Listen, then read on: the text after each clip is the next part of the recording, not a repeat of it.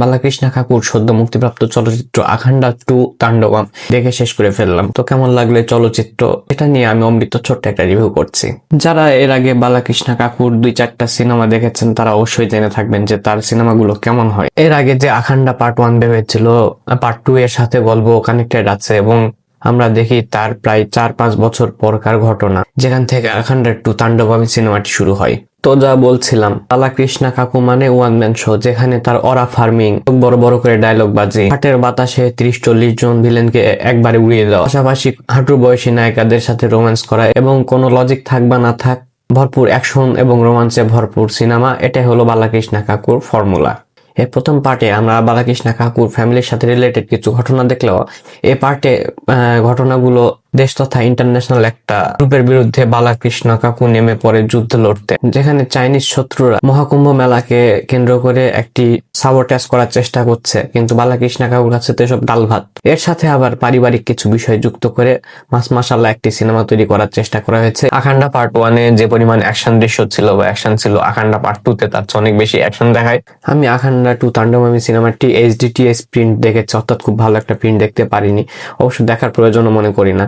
আর এটা যেহেতু 3D একটি চলচ্চিত্র, কিন্তু আমি 2D তে দেখেছি, তাই আসলে এটা কালার প্যালেট বা এ ধরনের বিষয়গুলো নিয়ে এক্সট্রা করে কোনো কথা বলতে চাই না। সিনেমাতে লং টাইমের যে কনভারসেশন গুলো আছে এগুলো আসলে বোরিং লাগে। স্ক্রিন প্লে এবং ডিরেকশন খুব বাজে কোয়ালিটির মনে হয়েছে।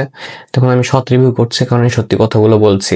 যে এই সিনেমা দেখার সময় মাঝে মাঝে মনে হচ্ছিল যে চোখ এবং একই সাথে মজক খুলে রেখে এই সিনেমা দেখতে বসি। আরেকটা বিষয় হলো এই সিনেমার VFX আমার কাছে খুবই বাজে কোয়ালিটির লেগেছে। আসলে 2D বা 3D না দেখে সরাসরি HDTS কোয়ালিটি দেখে এসব কথা বলা ঠিক না, তারপরেও বলছি। অ্যাকশন কোরিওগ্রাফির কথা নতুন করে আর কি বলবো ভাই, এর অ্যাকশন কোরিওগ্রাফি দেখলে মনে হয় যে এর যে অ্যাকশন কোরিওগ্রাফার ছিল সে কি করেছে, সকালে নাস্তার সাথে ইডলি বা ডোসার সাথে চুল্লু মিশিয়ে খাওয়ার পরে, নাস্তা করার পরে এই সিনেমার কোরিওগ্রাফি শুরু করেছে, যার ফলে সুপারম্যান, ক্যাপ্টেন আমেরিকা, থর এসব বালাকৃষ্ণ কাকুর কাছে নস্যি বলে মনে হয়।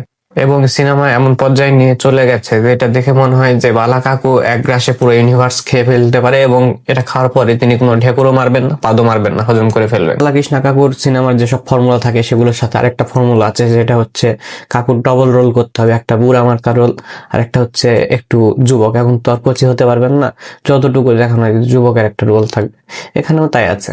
তবে তিনি যাই করুন না কেন, আমার কাছে মনে হয় বালাকৃষ্ণ কাকুর যে অ্যাগ্রেশন ভরা রোল আছে এটা তাকে মানায়, এবং তিনি এ কারণে বারবার এটা করেন।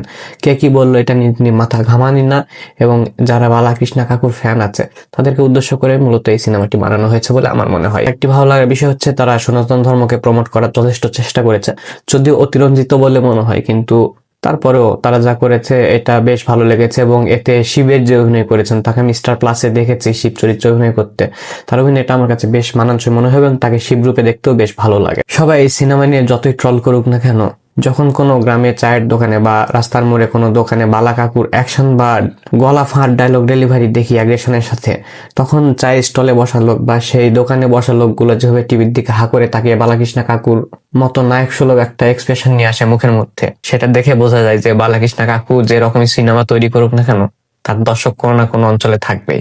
তো যারা পুষ্পা দেখে লজিক খুঁজতে যান না, তাদের জন্য বালাকৃষ্ণ কাকুর সিনেমা দেখে লজিক খুঁজে বের করার কোনো দরকার নেই। যারা সিনেমার ঘটনা বা কাহিনীর কোনো কিছু তোয়াক্কা না করেই মজক খুলে রেখে পিওর মাস মাসালা সিনেমা দেখতে চান, তারা চাইলে দেখে ফেলতে পারেন বালাকৃষ্ণ কাকুর আখান্ডা 2 তাণ্ডবম এই সিনেমাটি। পার্সোনাল রেটিং দিতে গেলে একে আমি 10-এর মধ্যে 6.5 দেবো। দেখা হচ্ছে পরে কোনো ভিডিও, ততদিন পর্যন্ত সুস্থ থাকবেন, ভালো থাকবেন, বাই।